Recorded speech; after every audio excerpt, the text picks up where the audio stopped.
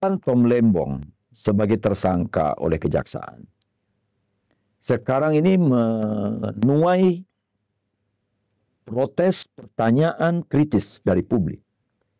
Apakah betul Tom Lembong melakukan kejahatan seperti yang disangkakan?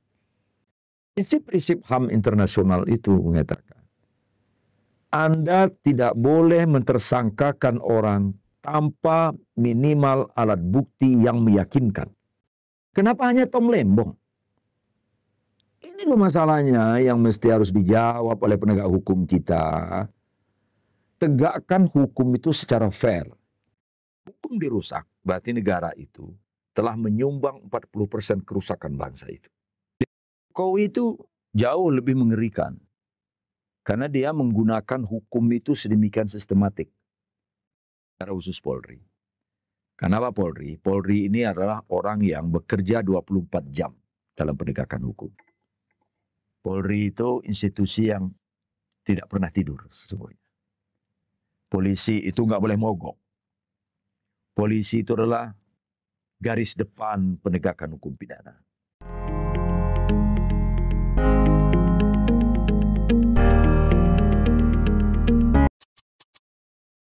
Assalamualaikum warahmatullahi wabarakatuh.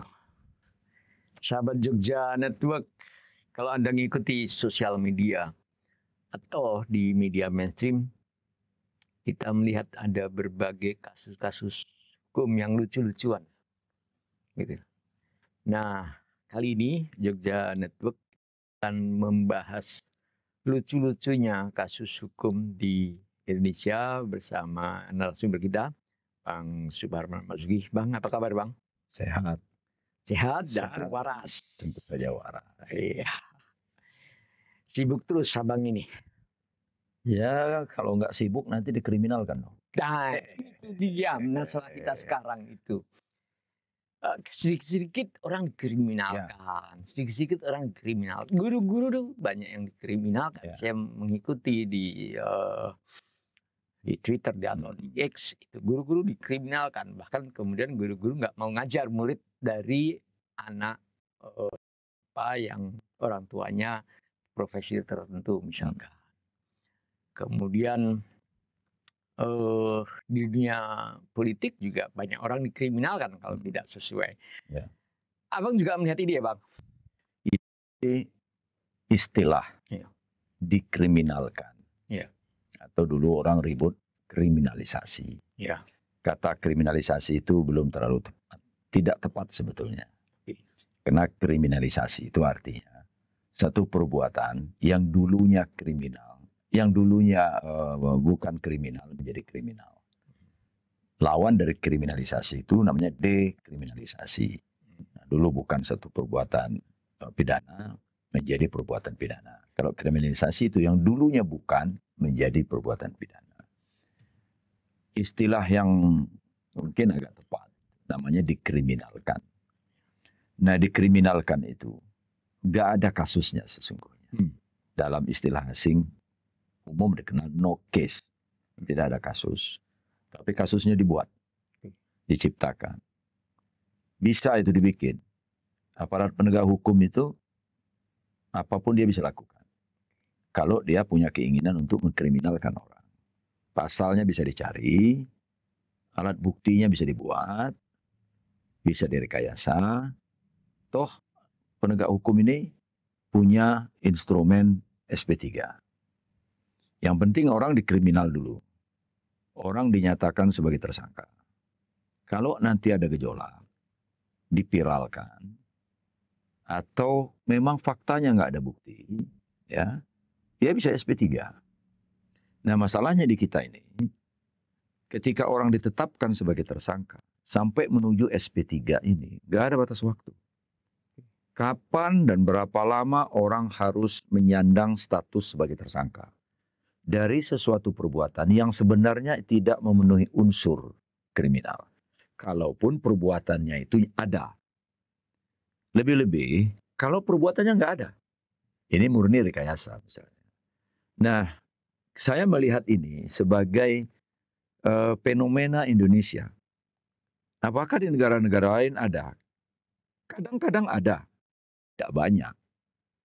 Negara-negara yang sudah maju itu menghindari, mencederai penegakan hukumnya itu dengan praktek-praktek lancung semacam ini. Mereka hindari betul. Karena yang akan rusak itu bukanlah orang yang dikriminalkan itu. Itu cara berpikirnya. Yang akan rusak itu adalah sistem hukum. Yang akan terganggu citranya itu adalah negara. Yang akan terganggu citranya dan tergerus kepercayaannya itu adalah institusi penegak hukum. Begitu mereka membangun cara pandangnya. Sehingga dihindarkan cara-cara menggunakan hukum semacam itu. Nah, di kita ini saya tidak mengerti. Saya tidak mengerti itu maksudnya. Karena belum ada riset penelitian mengapa hal seperti ini terjadi. Spekulasinya adalah ini by order. Orang yang dikriminalkan itu karena order. Order berdasarkan apa? Order berdasarkan bayaran. Ada begini. Order berdasarkan perintah penguasa. Ya.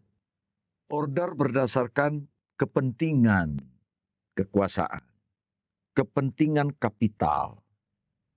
Nah, ini yang sekarang menjadi karena orang lalu menariknya ke dalam kasus-kasus. Kasus ini orang ini kok ditersangkakan. Lalu berspekulasi. Oh, kalau begini ini karena dia melawan pengusaha. Kalau dia melawan pengusaha berarti ini by ordernya pemilik kapital. Oh, dia mengelawan pemerintah. Kritis kepada pemerintah. Oh, ini berarti ordernya penguasa melalui aparat penegak hukum. Begitu seterusnya. Dalam rincian-rincian yang bisa kita urai satu persatu. Oleh karena itu, fenomena ini saya melihatnya sebagai anomali serius dalam penegakan hukum. Ya. Tidak ada dasarnya, tidak ada prinsipnya. Tidak ada aturan hukumnya menyelenggarakan, melaksanakan hukum semacam ini. Dan inilah di kita ini. Kasus hukum semacam itu tadi. Itu berkelindan dengan problem-problem kita yang lain. Ya kan? Nah, karena itu ia menyumbang ya cara-cara penegakan hukum semacam itu menyumbang kekisruhan hukum di Indonesia sampai hari ini. Jadi kita bisa sebut contohnya satu persatu. Yang Soleh nanti bisa sebut. Ya saya pun bisa membantu menyebutkan apa yang terjadi dengan perkara-perkara semacam itu. Kira-kira itu.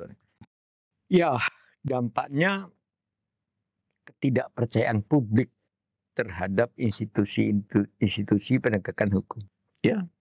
Sekarang ini kalau saya baca media sosial, banyak sekali orang tidak percaya dengan institusi penegak hukum. Proses. Gitu. Ya. Jadi gini, trust itu justru yang harus pertama diraih oleh institusi penegak hukum. Sekaligus aparat penegak hukumnya. Ya, trust, kepercayaan. Eropa itu membangun hukumnya itu 2000 tahun. Memang lama. Karena itu dalam berbagai kesempatan saya sering mengatakan bahwa kalau yang dirusak itu hukumnya, upaya membangunnya itu butuh waktu bertahun-tahun. Saya katakan bertahun-tahun karena tidak bisa diprediksi berapa lama bisa memulihkan itu. UNDP itu pernah melakukan satu penelitian. UNDP mengatakan, kalau sistem hukumnya termasuk di dalamnya tentu saja penegakan hukum, rusak. Artinya negara itu telah merusak 40% kerusakan. 40% kerusakan itu berarti sudah disumbang oleh penegakan hukum. 60%-nya ini dari berbagai macam. Aspek ekonomi nyumbang, politik nyumbang, sosial nyumbang. Sekarang media digital juga apa? Sosial media sekarang menyumbang. Ya. Jadi 40%. Artinya besar. Ya. Hukum dirusak, berarti negara itu telah menyumbang 40% kerusakan bangsa itu. Tidak main-main. UNDP sampai mengatakan ini untuk memberikan peringatan kepada negara-negara di dunia ini. Hei, you hati-hati dengan hukummu. Jangan kalian permainkan hukum Anda itu. Ciptakanlah trust. Mengapa misalnya investor tidak bisa masuk ke Indonesia, atau lebih tepatnya sulit investasi di Indonesia, menahan diri investasi ke Indonesia, lebih memilih mereka investasi di Vietnam, negara-negara yang baru bangkit di perang saudara, Kamboja, dan seterusnya itu.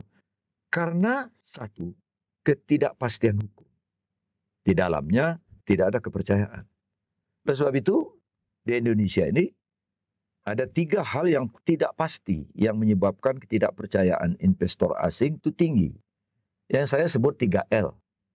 Law, land, and labor. Tanah, hukum, dan buruh. Kita punya problem serius ini. Justru 3 ini sudah dikemukakan oleh para investor di banyak kesempatan kepada pemerintah Indonesia. Dan ini diakui. SBY sendiri mengatakan itu dalam rapat-rapat terbatas yang saya pernah hadir beberapa kali. Satu meja sama beliau. Dia mengatakan 3 ini menjadi problem serius Indonesia yang menyebabkan Indonesia sulit untuk meraih investor asing masuk. Tetapi justru 3 ini yang nggak kita bangun. Sekarang soal tanah, land. Ini kekisruhan sepanjang waktu. Di mana-mana. Pengusaha ngambil tanah rakyat semaunya. Pemerintah mau bangun jalan tol, mau bangun ini, main ambil aja tanahnya. Orde Baru kan itu yang dilakukan. Nah, orde-orde berikutnya ini kurang lebih saja soal tanah ini, gitu.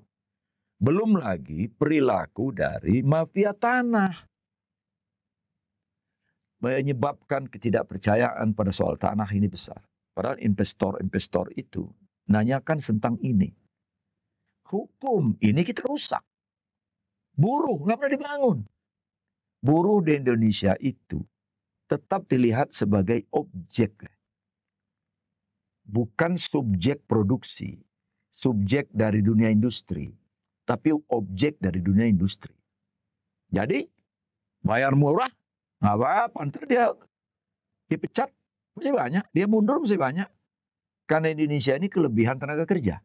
Produktif. Jadi nggak usah pusing. Buruh Anda bergejolak, buruh Anda protes, pecat saja. Di PHK secara halus itu saja.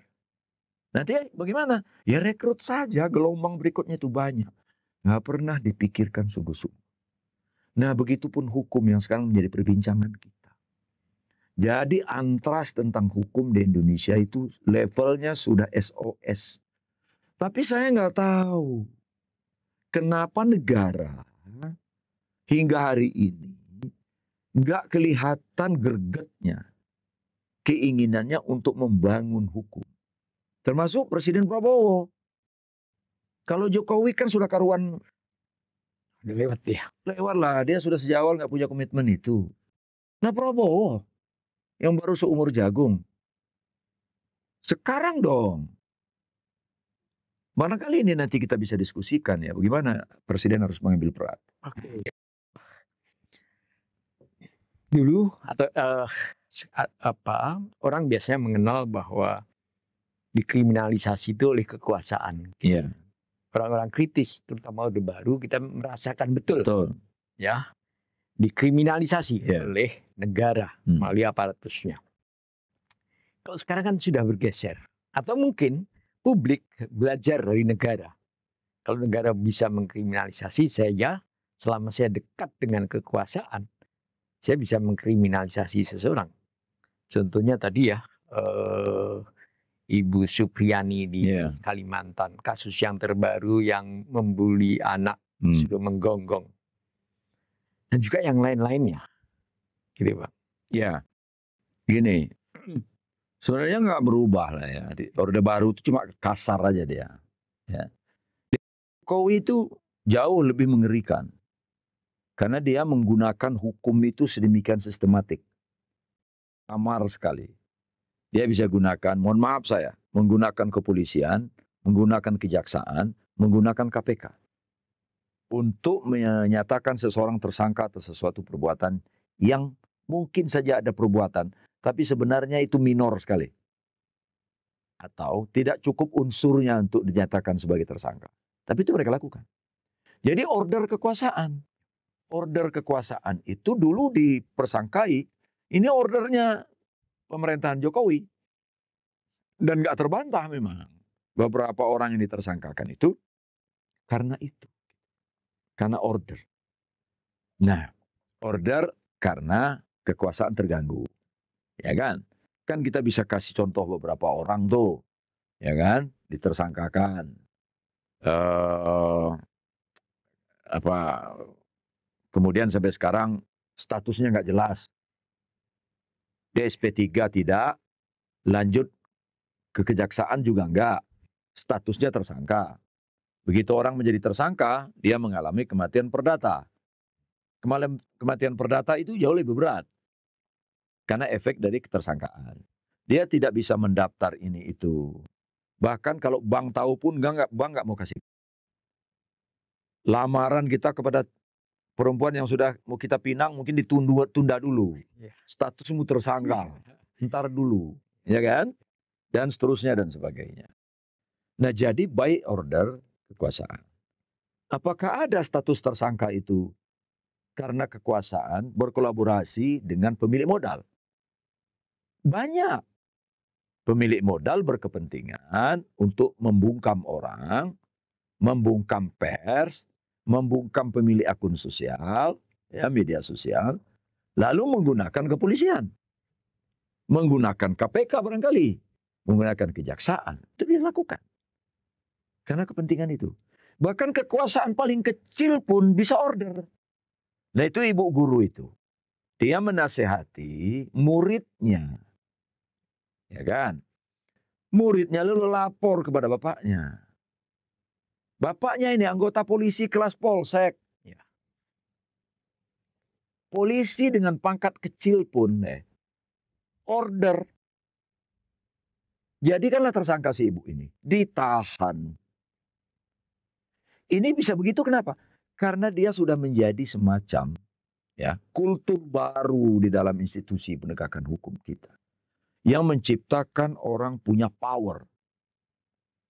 Nah, karena itu dia merasa, loh saya ini polisi, jangan main-main sama saya. Gitu kan. Meskipun pangkatnya kecil saja. Nah dia menjadi sepolisi semacam itu. Menjadi jaksa semacam itu dan seterusnya itu. Karena institusinya tampak membiarkan. Bahkan cenderung mensponsori perilaku-perilaku penyimpangan kekuasaan dalam penegakan hukum. Padahal seharusnya nggak boleh itu dilakukan. Di negara-negara yang peradabannya itu benar. Sering bertanya-tanya ya. Kenapa aparat penegak hukum begitu murahnya? Ya. Untuk digunakan oleh mungkin pengusaha gitu ya, bekerja untuk kepentingan pengusaha itu. Faktor apa itu, Bang? Kita tidak tahu datanya ya, tapi kan kita bisa melakukan analisis dan itu sah-sah saja ya. Idealnya, lazimnya institusi penegak hukum itu bekerja berdasarkan prinsip hukum. Asas hukum. Ini ditaruh di atas. Jadi prinsip itu nilai-nilainya itu. Asas itu antara lain misalnya setiap orang itu sama di depan hukum. Asas setiap orang itu berhak mendapatkan keadilan. Asas itu antara lain misalnya orang tidak boleh diperlakukan sewenang-wenang.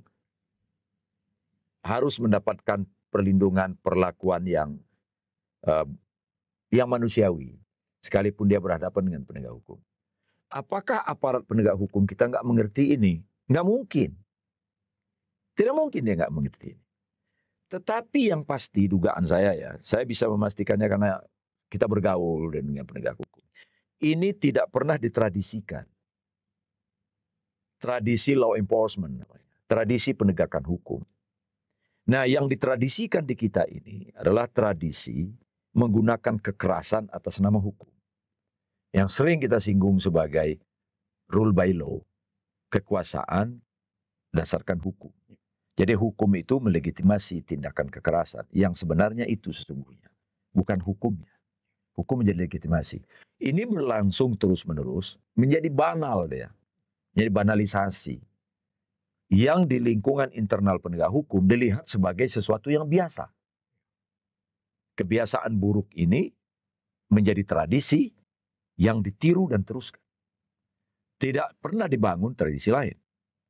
Nah, saya pernah mengatakan mungkin dalam kesempatan podcast yang lalu atau di forum-forum yang lain.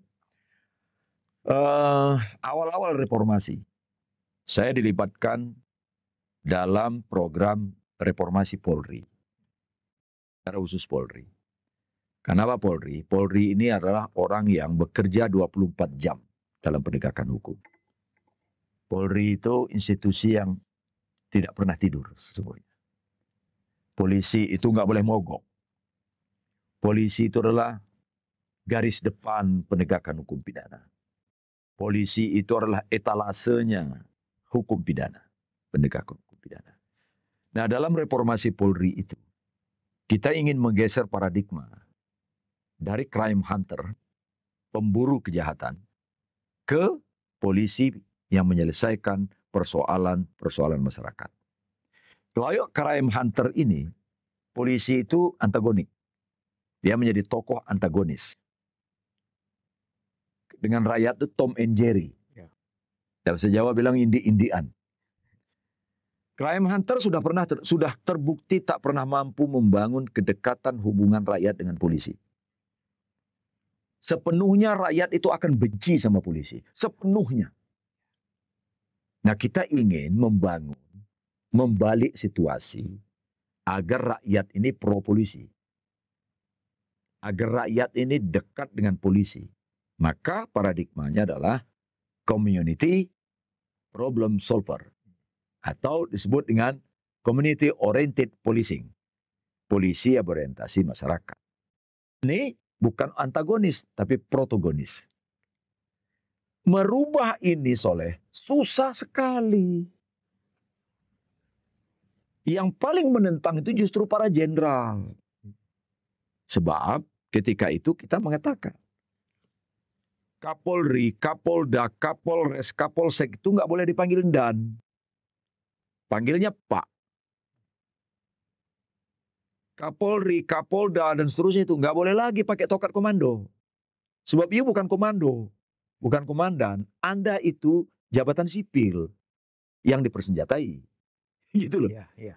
Nah, membenamkan cara pandang ini, lalu merubahnya, itu saya mau katakan gagal. Tapi abang waktu di Pushab, abang pernah bekerja sama dengan sekolah polisi itu ya? Iya, Akpol. Dan kan nilai-nilai itu sebenarnya ingin dimasukkan ke Akpol itu gimana? Iya, beberapa tahun ikut mengajar di Akademi Kepolisian di Semarang. Saya mengajar 2 mata kuliah, HAM dan COP namanya. COP itu Community Oriented Policing. Karena saya mendalami ini dulu. Yang mau kita bangun itu. Ini kan calon-calon perwira. Sebagian dari mereka itu menjadi Kapolsek kalau lulus. Polisi basis paling bawah. Harapan kita dia bisa mentransformasikan pengetahuan yang didapat di bangku kuliah, di Akpol itu, dalam tugas-tugas keseharian sebagai polisi. Itu. Tapi ini kan cuma satu momen di dalam perkuliahan. Dan saya mengajar dari jam 7 sampai jam 9. Ya, di mana fisik para calon perwira itu sudah habis. Saya melihat mereka sudah nggak masuk itu mata pelajaran. Di samping itu, kan masuk doktrin-doktrin lain. Jiwa korsa lah, taat kepada korup lah, taat kepada senior lah. Ini dibenamkan terus.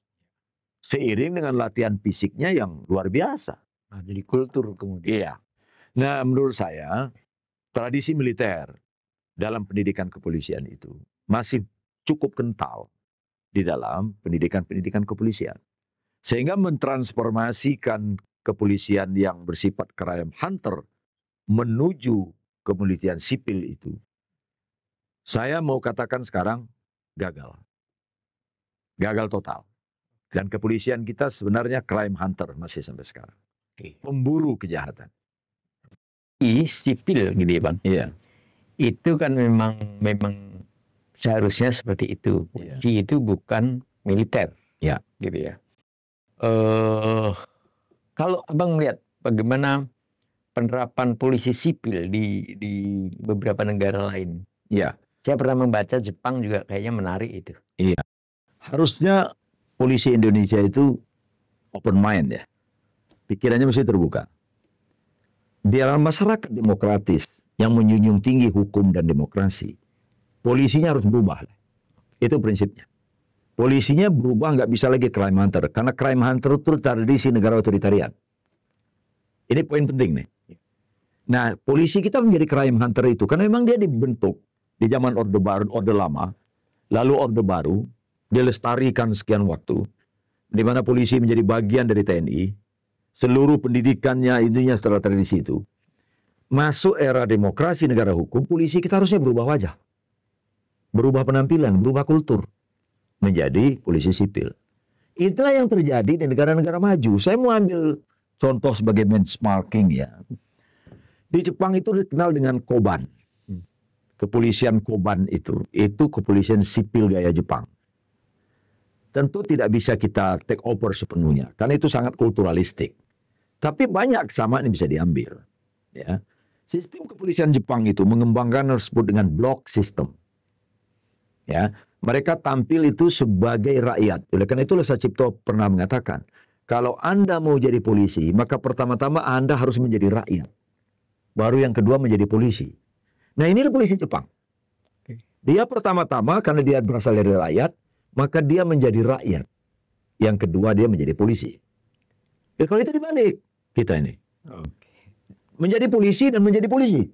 Tidak ada menjadi rakyat. Ya. Block system itu, mereka, misalnya saya kasih contoh ya, tiap malam mereka melakukan patroli. Kalau ini medannya medan kuda, dia pakai kuda. Kalau ini medannya bisa sepeda, dia sepeda. Kalau medan ini bisa jalan kaki, dia jalan kaki. Dalam satu malam, rata-rata, satu kali minimal, mereka mengetuk pintu warga. Di sana kan ada tradisi punya lubang gitu kan. Lalu dia menunjukkan rencananya. Kami dari kepolisian sektor ini, kira-kira begitu, kami ingin memastikan apakah di dalam rumah seluruh pintu sudah terkunci. Ditunggu dulu, cek. Cek apakah lampu-lampu yang tidak perlu sudah dimatikan. Cek apakah alat pemanas, kalau musim dingin, sudah dihidupkan. Sudah. Oke, selamat tidur. Tiap malam. Kalau ada kecelakaan di satu tempat, polisi-polisi yang sedang cuti, dialah orang pertama wajib untuk mendatangi TKP dan mengamankan tempat kejadian perkara. Karena TKP itu awal dari pengungkapan suatu peristiwa. TKP nggak boleh rusak. Ya, itu Jepang. Lalu HT-nya berfungsi. HT dengan kelas tinggi tentu saja. Saya ke polisi ini dengan nomor ini yang sedang cuti, kebetulan ada kecelakaan di Jalan Taman Siswa nomor sekian. Yang bertugas datang. Berapa lama petugas ini datang? 1 menit. Wow. Luar biasa. Dalam 1 menit, kepolisian Jepang itu sudah di TKP. Lalu setelah terima urusan, yang sedang cuti ini meninggalkan tempat. Dia tidak berhak menangani ini, karena dia sedang cuti. Tapi dia wajib hadir kalau terjadi peristiwa. Ini contoh. Bagaimana di London, namanya London Metropolitan Police. Relatif sama. Kalau di Singapura namanya Neighborhood Police. Hampir sama. Mereka punya tim-tim begini untuk menerjemahkan, mewujudkan sipil polis itu. Nah di kita coba. Kalau terjadi kecelakaan di Jalan Taman Siswa itu, dalam hitungan berapa polisi kita hadir di TKP? Bisa kita pastikan dalam 1 menit, 3 menit? Bisa dipastikan TKP-nya tidak rusak? Yang kecelakaan diangkatlah, motornya dipindahin lah, padahal ini meninggal. Datang polisi, TKP sudah rusak. Nah inilah pentingnya kenapa kepolisian kita untuk merubah karakter ini. Kalau sudah jadi sipil polis, dekat dengan rakyat, harusnya nggak ada mengalahkan orang. Dia menjadi kekuatan rakyat, bukan menjadi kekuatan kapital, bukan menjadi agen dari kekuasaan. Garisnya jelas.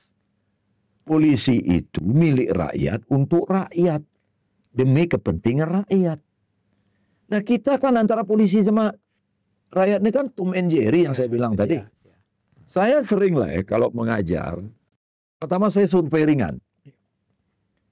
Survei ringan, iseng saya tanya, siapa yang senang sama polisi? Nggak ada yang angkat tangan. Ya mohon maaf ya teman-teman polisi, nggak ada yang angkat tangan. Nah ini bukti ya, bukti yang kesekian lah ya. Ini ada masalah serius di kepolisian kita. Jadi jangan ditambah-tambah lagi dengan perilaku mengkriminalkan orang. Ya. Sudahlah karaktermu sebagai crime hunter, musuh rakyat, lalu mengkriminalkan tambah musuh. Ya. Gitu.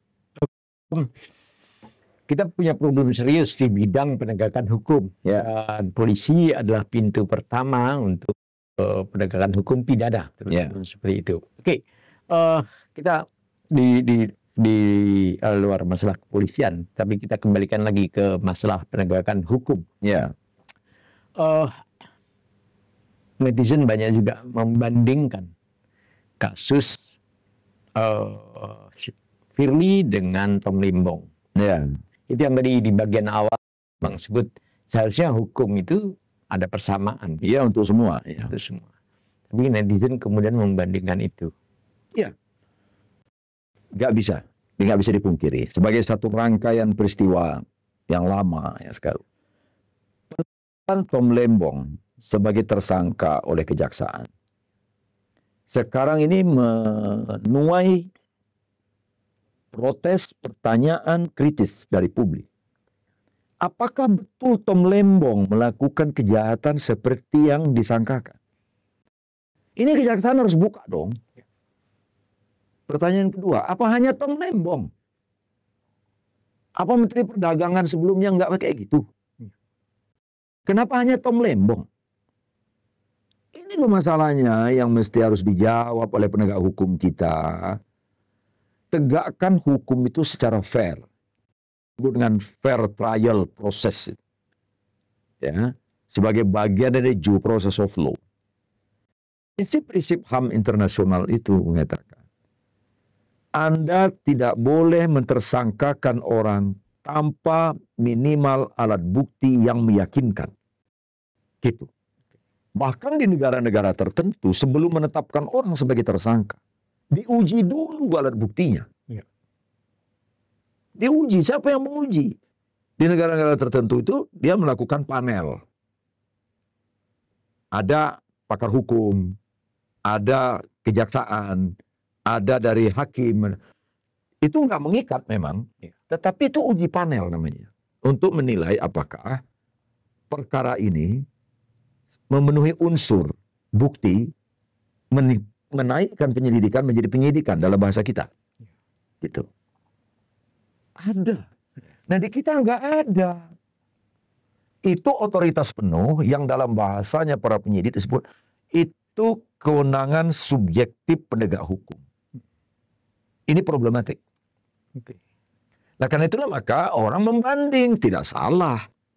Firly Bahuri itu sudah 1 tahun yang lalu ditetapkan sebagai tersangka oleh Kapolda Metro Jaya. Ya. Sampai sekarang dia melenggang kemana-mana, tak tersentuh, tak berlanjut. Ya. Nah, peristiwa A dibandingkan dengan peristiwa B, ya, pasti menajamkan prasangka.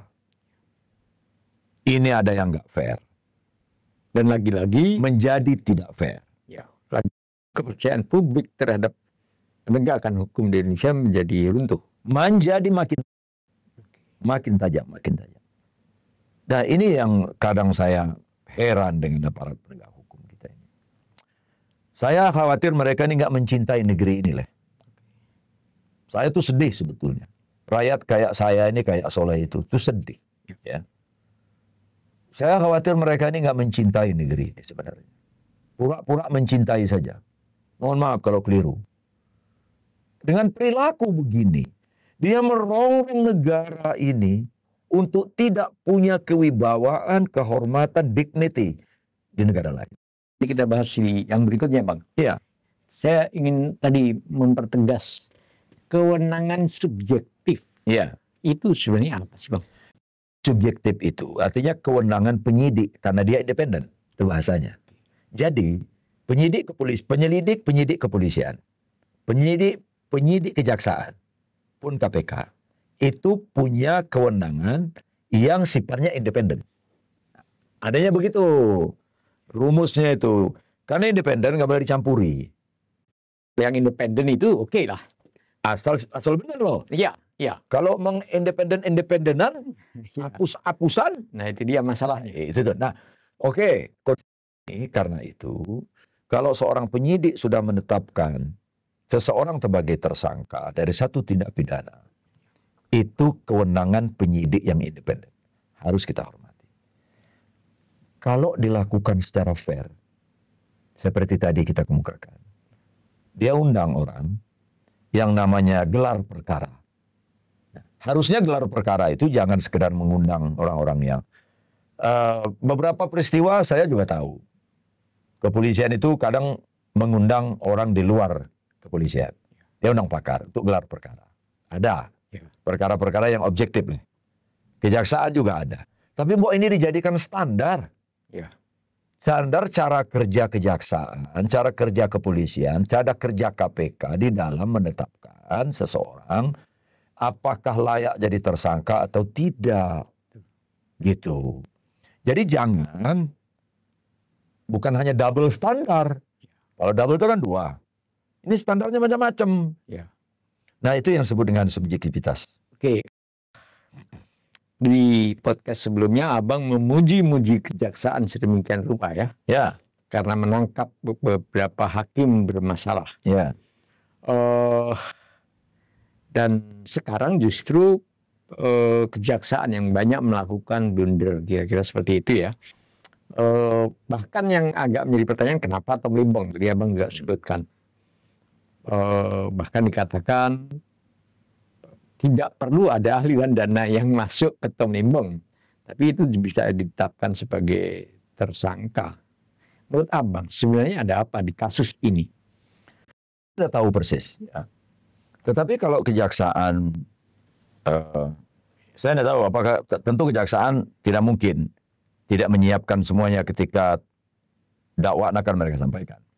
Tuntutan akan mereka ajukan di pengadilan. Ya. Kita tunggu saja.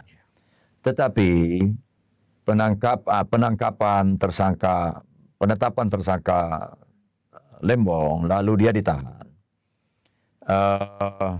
Dan minor penjelasan. Dikaitkan juga dengan peristiwa-peristiwa lain, di institusi lain, di institusi kejaksaan sendiri. Melahirkan spekulasi. Harusnya penegakan hukum itu nggak boleh ada spekulasi. Begitu ditetapkan sebagai tersangka, orang percaya. Ini kejaksaan sedang menegakkan hukum. Sama seperti kasus hakim itu. Iya. Publik langsung. Iya. Tidak sedang menegakkan yang lain. Tidak sedang menjalankan order. Nggak boleh harusnya ada prasangka-prasangka semacam ini. Ketika kejaksaan menyelidiki lalu menangkap sejumlah hakim, kita harus beri apresiasi. Sebagai tindakan positif, kita nggak fair kalau nggak memberikan apresiasi. Tetapi tindakan yang patut diduga tidak fair, kita pun perlu memberikan kritik. Karena kejaksaan ini bukan miliknya Tuan Jaksa Agung. Bukan miliknya Prabowo. Apalagi miliknya Pupu Fafa. Enggak. Kejaksaan ini milik rakyat, milik negara. Ya, yang harus dijaga kehormatannya. Yang pertama-tama menjaga kehormatan kejaksaan, kepolisian dan lain-lain itu adalah penyandangnya. Penyandang jabatan itu yang pertama-tama harus jaganya. Jangan justru menjadi terdepan merusaknya. Rakyat ini ikut aja kok. Kalau kapan lagi mau pra peradilan? Ya, itu haknya Tom Lembong. Ya. Peradilan itu mekanisme untuk menguji. Kalau dulu kan KUHP itu, pra peradilan itu untuk menguji sah tidaknya penangkapan, sah tidaknya penahanan, penggeledahan. Nah, sekarang sudah masuk unsur sah tidaknya penetapan seseorang sebagai tersangka. Nah, ini haknya Tom Lembong bersama pengacaranya untuk menguji keabsahan legalitas dari penetapan Tom Lembong sebagai tersangka. Oke. Kita nggak punya mekanisme lain, mekanisme hukum kecuali itu. Saya sedikit tadi sudah bahas polisi, sudah bahas jaksa. Ada dua hal. Pertama, saya belum pernah melihat atau sebelumnya sih pernah ya kasus cicak buaya. Tapi setelah itu saya belum pernah melihat lagi ada satu kasus yang kemudian reaksi publik sedemikian luar biasa, reaksi legislatif juga luar biasa. Nah, pada kasus Tom Lembong ini, reaksi publik dan reaksi DPR demikian luar biasa. Ya. Meskipun di kasus-kasus yang lainnya, DPR-nya juga diam-diam saja. Ya. Sementara undang-undang itu dibuat oleh DPR. Ya. Termasuk undang-undang kejaksaan, undang-undang KPK, dan yang lain-lainnya. Abang menyoroti peran DPR itu seperti apa? DPR ini kan Dewan Perwakilan Rakyat. Wakil rakyat. Harusnya DPR proaktif, responsif, mendengar denyut persoalan hukum publik, hukum masyarakat. Komisi 3 harusnya beraktif memanggil Jaksa Agung. Hearing. Hearing itu artinya mendengar. Dengarkan, panggil dia, suruh dia menjelaskan. Apakah penetapan Tom Lembong itu murni hukum atau bias hukum, bias politik, bias kepentingan kekuasaan misalnya. Mesti dijelaskan. Nah, mesti dijelaskan. So, kalau tidak, nggak dijelaskan, publik berspekulasi terus. Betul. Pada satu sisi. Dan itu nggak menguntungkan, justru merugikan. Tapi di sisi yang lain, DPR ini harus mengambil peran ini, gitu. Karena itulah hakikat keberadaan mereka di situ. Karena parlemen itu artinya ngomong dong. Lalu kalau memang itu sifatnya konfidensial, rapat terbatas. Jaksa Agung dengan tim penyidiknya menyebutkan kepada Komisi 3. Ini konfidensial. Tapi untuk meyakinkan lembaga politik bahwa kami bekerja profesional, tunjukkan. Ada konferensi pers dari Komisi 3. Penyelidikan dan penyidikan serta penetapan Tom Lembong sebagai tersangka dalam perkara. Kalau memang buktinya cukup. Iya. Dan tidak perlu diungkap. Cukup DPR mengatakan setelah kami klarifikasi, konfirmasi kepada Jaksa Agung, mendengarkan aspirasi publik. Kita serahkan sama Kejaksaan Agung, untuk sementara ini kami bisa memahami penetapan itu, mengerti penetapan itu, ada proses hukum yang tepat dalam proses itu, kita tunggu proses hukum berikutnya. Ini juga dengan catatan bahwa publik percaya nih. Iya, iya. Ini mahalnya kepercayaan ya. Iya, betul. Iya kan? Iya. Repotnya, kalaupun Komisi 3 ngomong begitu dan benar adanya, Publik gak percaya. publik ini skeptis. Bilang, belum dilihat aja udah dimatiin TV-nya. Ini lagi, kata publik. Kan begitu toh? Iya, iya. Lo ngomong aja lo. Makanya kepercayaan ini sesuatu yang sangat penting. Akhirnya sekarang yang menggugat dugaan-dugaan penegakan hukum yang tidak berjalan sesuai relnya ini justru publik umum. Ya. Lewat kekuatan media. Maka ada istilah sekarang kan, ada keadilan kalau nggak dipiralin. No viral, no justice. Iya, Iya. ada istilah begitu. Iya. Sampai kapan kita hidup di negara ini begini-begini sih? Ya, ya, ya. Nah, itu problem. Mari kita masuk ke persoalan yang tadi Abang sampaikan. Soal kecintaan. Memang agak kita nggak habis pikir lah ya. Bagaimana bisa sedemikian karut-marutnya sistem hukum di Indonesia, yang bahkan itu dilakukan oleh oknum-oknum aparat penegak hukum, Ya. gitu. Yang salah di mana? Pendidikannya atau kultur yang dibangun atau di mana? Mungkin yang paling tepat untuk kita katakan sekarang ini bukan masalahnya siapa yang salah. Mungkin paling tepat untuk kita katakan ke depan ini apa yang mesti dilakukan. Oke. Ya kan? Sudah terlalu banyak orang menyampaikan saran pendapat. Satu yang belum pernah dilakukan adalah kepala negara dan kepala pemerintahan menyatakan dan bertindak berada di depan sebagai imam, mengomandoi perbaikan penegakan hukum, perbaikan institusi penegak hukum. Mari kita belajar dari Hong Kong. Waktu KPK Hong Kong terbentuk, saat itu kepolisian Hong Kong itu kepolisian paling korup se-dunia. Sehingga KPK Hong Kong itu pernah diserbu oleh kepolisian Hong Kong. Dan terjadi kontak tembak, sehingga ada beberapa jatuh mati, meninggal. Tapi pemimpin Hong Kong turun tangan dan melakukan pembersihan. Dia persona non gratakan semua polisi. Dia moratorium kepolisian. Lalu dicek satu persatu. Polisi yang masih baik angkat. Yang nggak baik dipecat. Gajinya dinaikkan, sistemnya dibenahi. Sekarang kepolisian Hong Kong itu kepolisian terbersih di dunia. Dan bisa bekerja sama baik dengan KPK Hong Kong. Ada presiden kita yang melakukan ini? Belum. Soeharto merusaknya. Ya kan? Masuk era reformasi, didiamkan aja ini. Sampai Presiden Jokowi ini sama saja.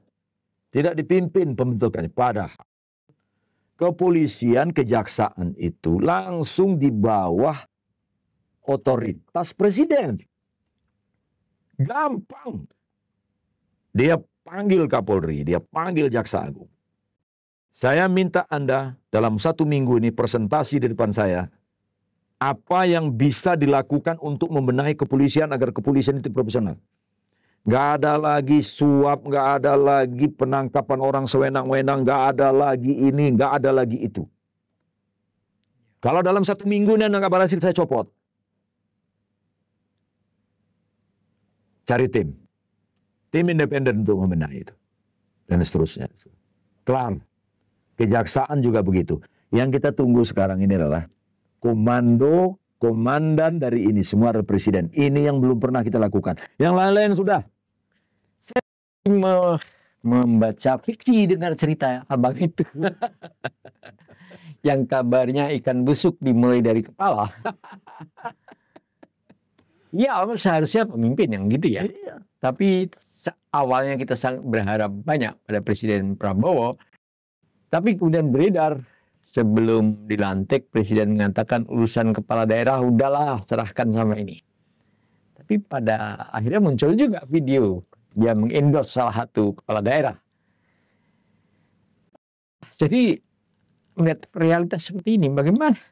Ya, kan kita wajib ngomong ini. Iya kan? Kita wajib menyampaikan. Kita wajib meminta sebagai warga negara. Wajib itu, karena itu hak kita. Kita berhak, mungkin lebih tepat berhak. Kita berhak menagih. Kita berhak meminta kepada Prabowo. Kalau dia ini nggak tunaikan, berarti dia melalaikan kewajibannya. Gitu loh. Kan kita nggak punya keterbatasan. Iya. Punya keterbatasan untuk memaksa dia. Yang bisa memaksa dia, pertama dirinya sendiri. Yang kedua parlemen. Nah, kembali kalau kita menariknya hubungan politik ini itu, nyaris nggak ada usul positif yang bisa kita kemukakan. Nah sekarang rakyat menagih haknya, hak konstitusional rakyat. Ya, apa hak konstitusional rakyat ini? Hidup dalam negara hukum yang tertib, damai, tentram, sejahtera. Itu hak. Ya. Ayo kita tagih sekarang. Sekarang satu-satunya hak kami yang belum pernah ditunaikan itu adalah meminta presiden memimpin ini. Dulu pernah kita minta sama Jokowi. Dia tidak lakukan, justru dia mimpin kerusakan. Presiden itu. Dulu nawacita ya. Ya. Jadi dia presiden kita 10 tahun memimpin kerusakan. Nah sekarang mumpung Bapak Prabowo baru jadi presiden, yang wallahu alam Anda bisa jadi presiden sampai 5 tahun, atau mungkin tidak sampai, Ya. tapi tinggalkanlah legacy. Satu awal yang baik. Bahwa publik mungkin skeptis dengan usul saya ini, saya maklum. Saya maklum. Saya mengerti. Tetapi saya berhak mengabaikan ini. Gitu. Kalau akhirnya keajaiban terjadi, sepulangnya beliau dari anjang sana ke negara-negara Eropa Amerika itu, lalu bertindak seperti yang kita harapkan, nah itu. Jangan pula kita bilang ini keajaiban. Oh iya. Ya kan? Ada sesuatu yang luar biasa lah gitu. Ya, ayolah Pak Prabowo benahi hukum, tegakkan hukum di Indonesia.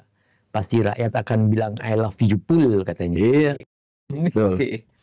Oke Bang, kita nanti ngobrol-ngobrol lagi. Terima kasih. Ya, kita sangat berharap dari tahun 80-an kita selalu berharap di Indonesia ini hukum bisa tegak. Ya, sampai sekarang kita selalu menjadi juara harapan. Masih berharap terus. Juara mengharap kita ini. Oke, terima kasih teman-teman network. Kita jumpa lagi. Wassalamualaikum warahmatullahi wabarakatuh.